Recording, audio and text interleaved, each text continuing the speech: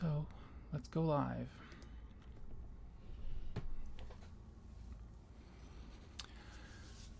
Good afternoon and welcome to MAE 106, Discrete Mathematics with Probability. I hope everyone can hear me okay. It seems everyone is doing okay in the chat. Can you hear me okay?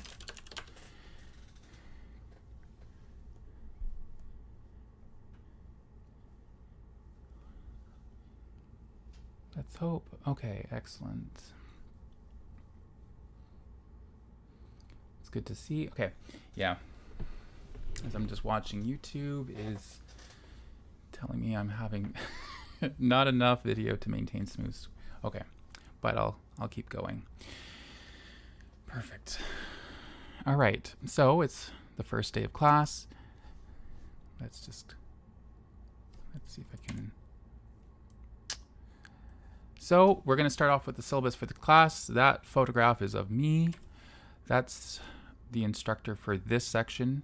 So I'm Richard Kohar, and we're going to be doing elementary logic, introduction to sets and operations on sets, combinations and permutations, discrete probability. So that is what is listed in our Royal Military College of Canada's course description. So that's what we have to cover. This is the textbook that we are going to be using. It's Basic Discrete Mathematics, Logic, Set Theory, and Probability. That book should be mailed out to you. If you don't have a copy, you should be getting in contact with the bookstore as soon as possible and seeing when you're going to get that delivered to you. So that's the textbook. Why is this good? Is that it has full solutions at the back of the book. We're going to be using a lot of questions and problems out of this textbook. And so the idea is that you'll have all the solutions to these questions. The idea is that you'll have a paper copy. I'm not sure. There's a different kind of student that's in this class. There's some first years, there's second, third, and fourth. But if you're just coming into the college, what I would say is that it requires a lot of focus. So when you start to do some of this homework, make sure that you turn off any distractions, cell phone, maybe close your laptop, and you start to work this out on paper. You'll have the textbook in front of you and your notes, of course. But if you get stuck, you don't have to go and Google it. You can always just look at the back of the book. And so that's the nice thing about it. I know this may seem obvious, but I do still get students that are surprised halfway through the course that there's solutions at the back of the book, or they are wondering where are the solutions, and they're just at the back. This book, of course, is in like any other book. There are typos, there are errors, and this will be being revised for a second edition. So again, I would be very appreciative if people submit typos and errors, grammatical stuff as well. Of course, there could be something that's not clear in a question. So again, you can send this. I'm going to set up a forum online through Moodle, and I'll get to that point later, where you can submit that, or you can send me an email if there's a question that you don't understand. And again, feedback is appreciated. So if there's something that's not clear, I could do something a little bit better, or there's a different example that you have in mind that could be updated. Some of the examples could be out of date now. There's a question online that says, is there an online copy for this textbook? I believe some of us haven't received it. There is not an online copy of it, unfortunately. It is just in paper. So again, I would say get in touch with the bookstore as soon as possible and send an email. And worst case scenario, I'll just have some questions for if we get to that first assignment. I'll put those questions on that assignment and you can work from there. So Moodle is where our course page lives. It's not a very exciting page at the moment, but as you have noticed, our lectures are going to be conducted over YouTube. What I usually do is about an hour before the course I give the lecture, I'll go and create this link through YouTube, and then I can post it on here. And you just log in through Moodle. You can click on that link, and that's where I'll be live streaming it. I'm going to be trying to use a different type of other programs as well. We have access to Zoom, so I'm planning to use that for more office hours. But in terms of delivering kind of the content, I'll be using YouTube.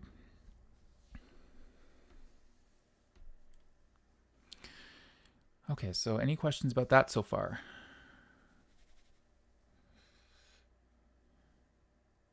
Okay.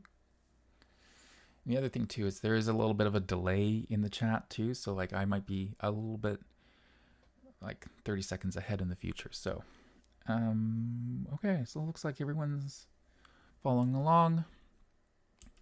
What's something else? Attendance is mandatory for all scheduled lectures. If you legitimately miss a lecture, you can watch it on YouTube and get your notes from somebody that might be a friend of yours that's within the class. If I do write something out on paper, which tends to be how I usually teach, is usually on paper, I'll scan those notes after and upload that through Moodle. The other reason why attendance is mandatory for all the scheduled lectures is that we hold the tests during class time. Because of a bunch of scheduling, it's very difficult to schedule a test outside of class time, so we hold them during class time. We'll try to announce the test times in advance, and we'll get a little bit more to that later. Because how will tests look? That's a good question. How will the tests look? They'll be... Okay, I will get back to that question. But first I will talk about for the course mark. What that consists of, there's a test 1, that'll be 15%. There's a test 2, that's at 15%. There's a test 3 at 15%. And then there's a final exam of 55%. How these tests will look, or not necessarily how they look, but how they're going to be run, this will be invigilated over Zoom. So you'll have to download the test, you'll write it, you'll scan the papers using an iPhone or your Android device or a scanner, and you would convert this to a PDF and you would submit this through Moodle.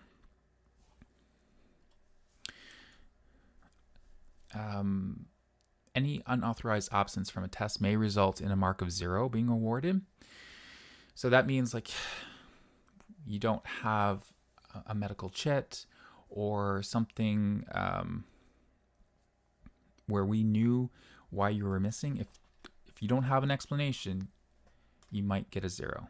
Makeup tests are not given, so if you legitimately miss one of them, then your final mark will be recalculated using other marks and a different weighting scheme. There's also the final exam. It's 3 hours, and that's usually scheduled by the registrar's office during the fall examination block.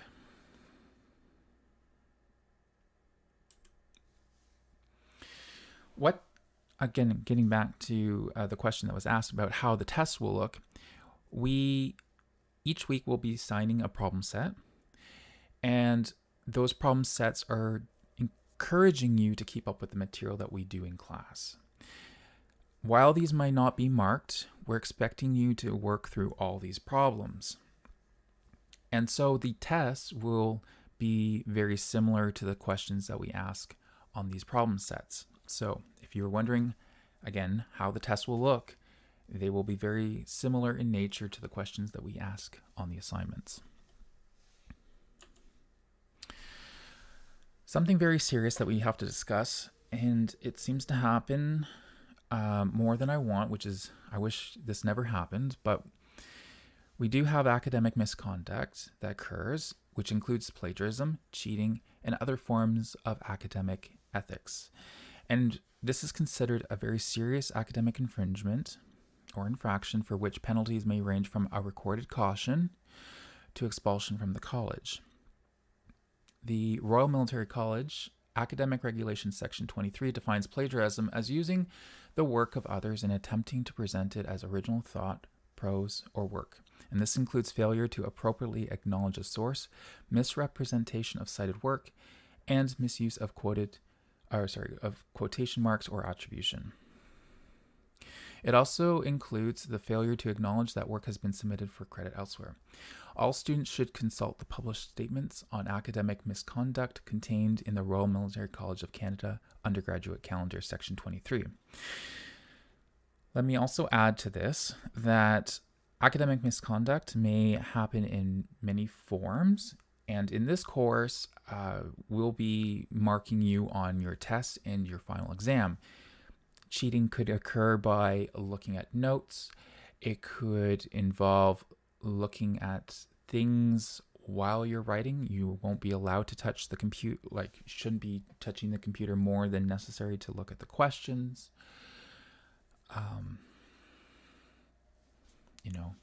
Communication with outside persons, not limited to just your colleagues in the class, but maybe perhaps other people who are in your household if you're studying at home. So again, I would strongly discourage people from doing this. We have caught people doing this, and the consequences were serious. Okay. Are there any questions about academic integrity or academic misconduct?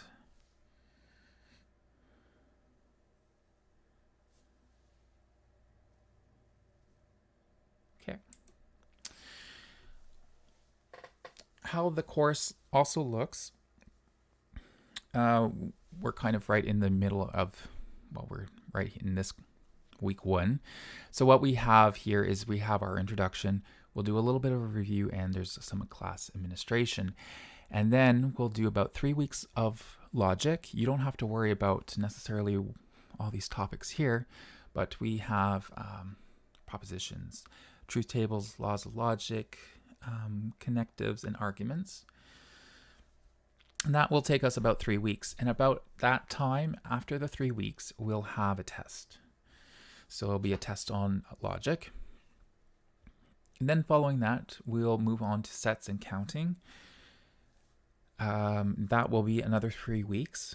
We will cover what is a set and how to combine them. Those are what we'll use for set operations. We'll talk about introduction to counting, not just like 1, 2, 3, 4. It's more sophisticated counting in the sense that we don't actually have to count things one by one. We can actually count them in a very quick and efficient manner, which leads us then to things like permutations and combinations. Again, don't have to worry about what these words mean at the moment, but these are the topics that we'll be covering. That's about 3 weeks. And again, roughly that's after those 3 weeks, we'll have probably another test. Again, that will be test 2. And then lastly, we kind of lump these 2 sections together. This is introduction to probability. So what we'll do is we'll talk about things of like an experiment, a sample space, and events. Again, these are terms that we'll be using. And we'll be talking about probability functions, rules of probability, using counting techniques in probability. So already you're kind of seeing that we're building on things that we have learned in the previous module here. So counting techniques, is something that we'll have seen in the previous section here, like Introduction to Counting and Permutations, Combinations. And when we start talking about events and experiments and sample spaces, we define these as sets. So again, we're referring to our previous section. And then we get into kind of more of probability distributions and random variables. Again, I should also mention that this will take us about another 3 weeks for this introduction section of probability. And around there, again, we'll have maybe another test. So there's, again, 3 tests. But in each case, what I'm trying to show here is I have a module here, I have a module, I have a module, I have a module, but it's laid out in a very straightforward manner, and each module builds on top of the previous one. So I would say is please don't fall behind on the homework. Don't try to cram 3 weeks of material into a night before your test. Try to keep up on it. And don't try to blow off all the tests and then try to write the final exam, because all of that builds on these sections. I get another question, which is, how does the exam look? Is it weighted more to one section or the other? And my answer is, it's weighted a little bit more towards the probability because it relies on all the previous concepts as well. It ties it neatly together. So while it may look like we're testing things more in the probability, again, when we're talking about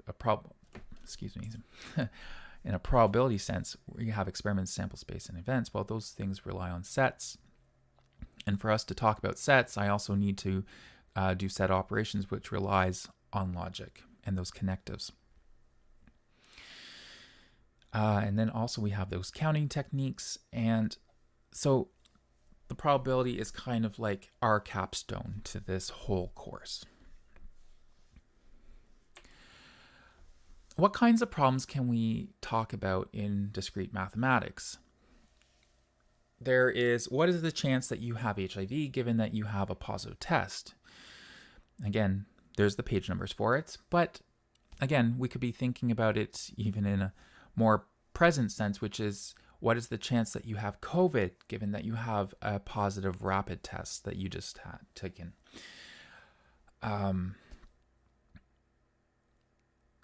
How do casinos and insurance companies make money in the long term? How long do you expect to live if you're currently 20 years old? Again, we are using those sorts of things for calculating insurance and annuities. There's other things such as, how can you show whether a politician's argument is valid or invalid? We actually have an example that we'll use from history, where there was a politician who gives an argument and the other politician rebuts it by forming a syllogism, putting it in syllogistic form and showing that it's valid or invalid. How can you show that you and another person in the city of London have the same number of strands of hair on your head? Might not be a question that you're thinking at the moment, but why not? What is your chance of winning the lottery? It's very slim. What is the maximum number of passwords you will have to attempt before you can break into someone's computer account? How many paths can you take from your home to school? And how can you quickly calculate 1, 2, 3, all the way up to 100? So in this book, you will learn how to solve all these different types of problems and many more. But what exactly is discrete mathematics? And so this is the example that I usually give. On the left is a keyboard and on the right is a violin. And discrete mathematics is a piano. And I should say that this is a metaphor, right? It's not literally, it's not a piano per se. But you have seen for instance, if you've seen a piano, here's the keyboard, and a piano has just distinct notes. So if I push this key right here, this C right here, that plays a note. I push it. The next one is above it right here, which is C sharp. I can push this, but I don't get anything in the middle. These are two distinct notes. Whereas if I looked over at a violin, it's a string. There's no frets on it. And between here and here is a continuous range of notes. So I could put my finger in between here, and I get a different note. That's what, say, the real numbers are. The real numbers, which are continuous. These are things that we use when we're studying things like calculus, which we're looking at continuous change, or we're looking at something that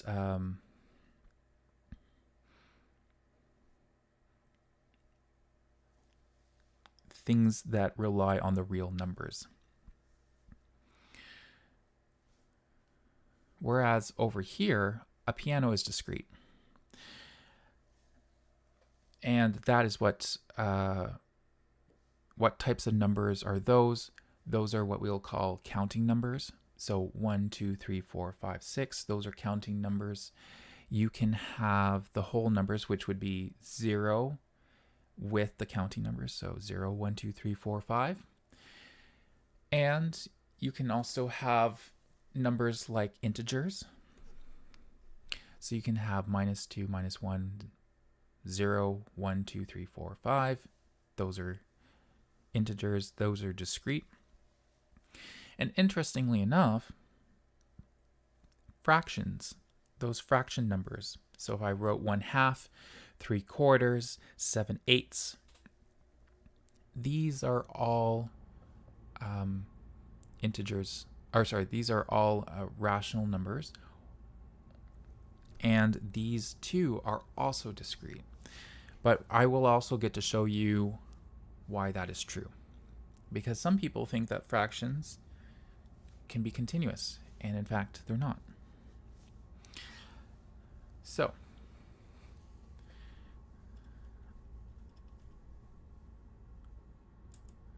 that is the end of the introduction for this course.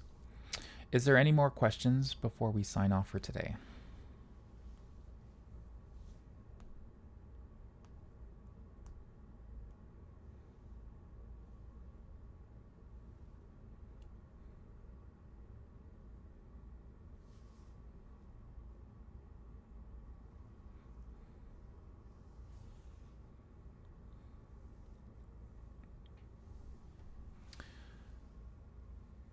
How will attendance be taken? Attendance is not taken by me, but you should be showing up. Yes, there is you can address a personal question after class. Again, you can send me an email. That's perfectly fine. Yes, again, if there's conflicts such as that, yes.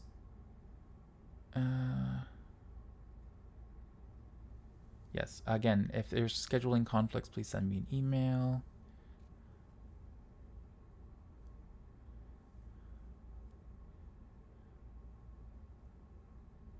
Do I offer additional help for those who are struggling?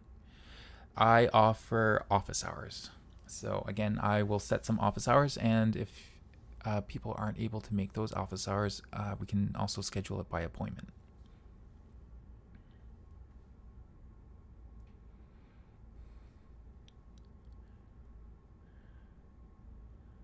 With regards to test format, you may have addressed this earlier, but will it be set up the same way as last year? I wasn't teaching it last year, so I don't know what they were doing. Yes. Please send me an email about the conflicts, yes. So I don't know about how it was run last year, but those tests are 3 tests, and the final exam will be run through Zoom.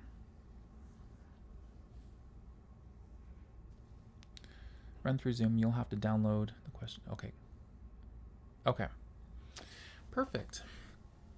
I think those are all the questions. If there's any more, I'll just wait a couple of more seconds before we sign off.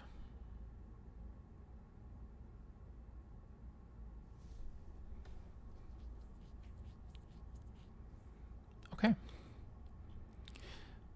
Enjoy the rest of the afternoon, and I will see you all tomorrow. Have a good night, everyone.